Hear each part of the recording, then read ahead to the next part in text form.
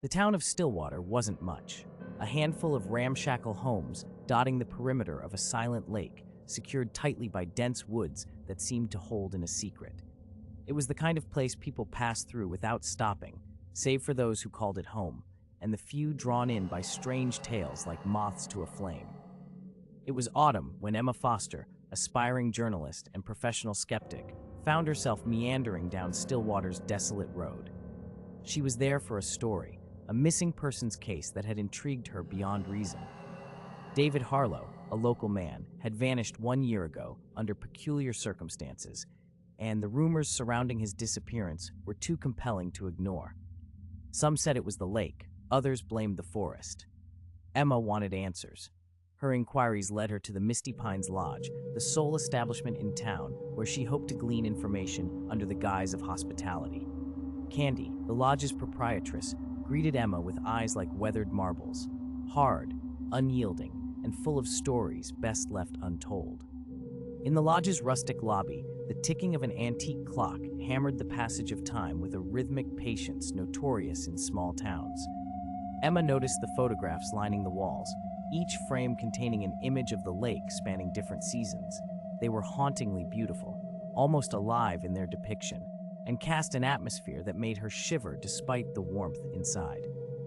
"You're here about David," Candy said, her voice a whisper weighted with the burden of knowing. Emma nodded, surprised at the ease of entry, but aware of the sensitivity surrounding his disappearance. "Careful, honey," Candy continued, her eyes flickering to the windows as if someone or something might be listening. "Not all stories are meant to be told." Intrigued yet undeterred, Emma dug deeper. The locals were cautious, speaking in hushed whispers about the way David would wander near the water after twilight, the time when shadows stretched thin and the air seemed to hum with a foreboding cadence. It was said that on the night he vanished, the lake was a mirror of the sky, capturing the moon and the stars in such dazzling clarity that it was as though a realm beyond comprehension had been opened.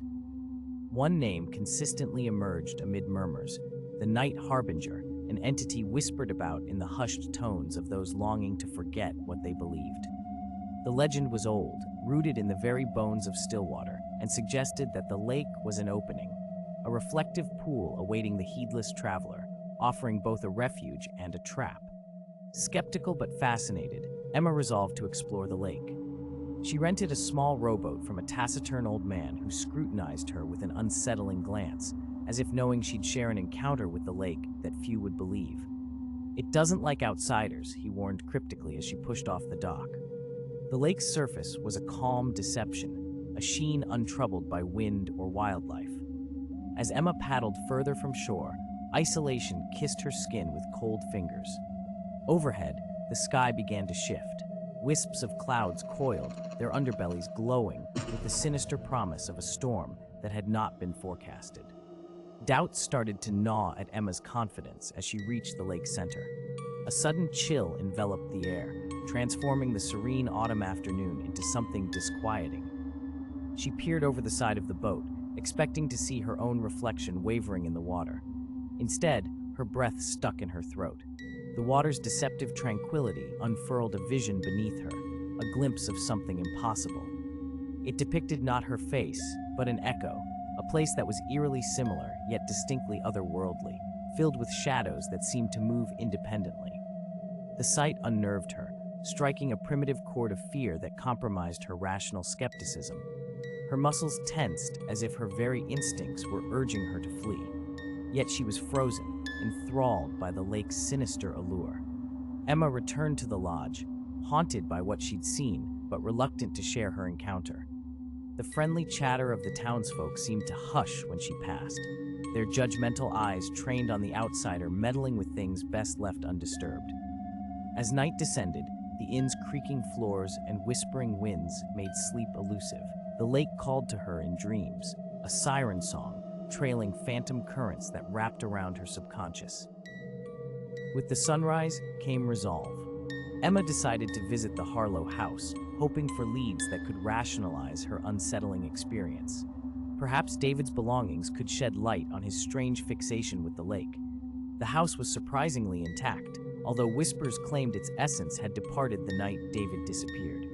In an upstairs room cluttered with dust and memories, Emma found a journal, its leather cover scarred by time and indiscretions.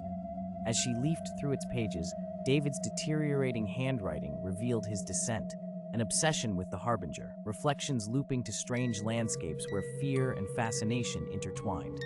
The lake reflects so that we might see ourselves, not as we are, but as we might be, he'd scrawled towards the end. The words chilled Emma, hitting too close to her own experience. A foreboding recognition began to bloom within her, the harrowing idea that once the lake glimpsed you, it never forgot.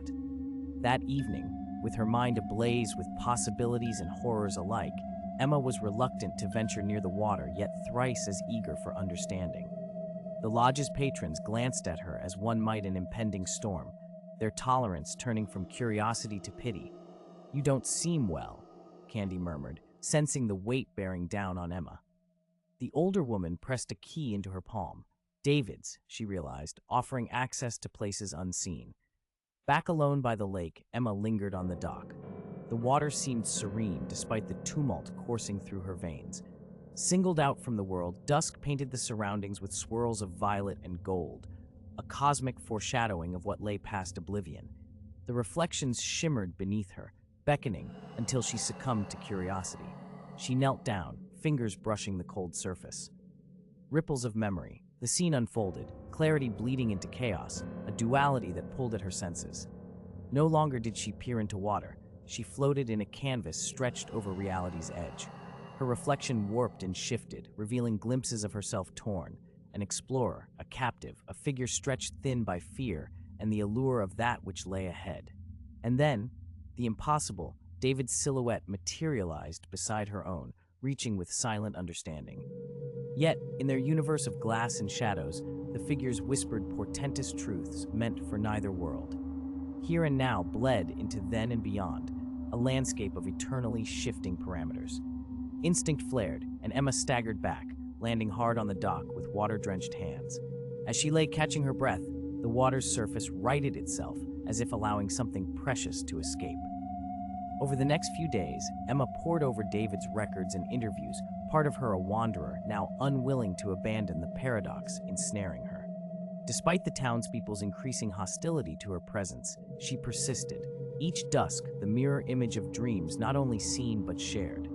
The stories of the lake, the Harbinger, David's unread journal, and the eldritch realm at the water's depth formed pieces of a chilling tableau, each intertwining with scar-laden secrets that haunted not only Stillwater but the winding paths of the human mind.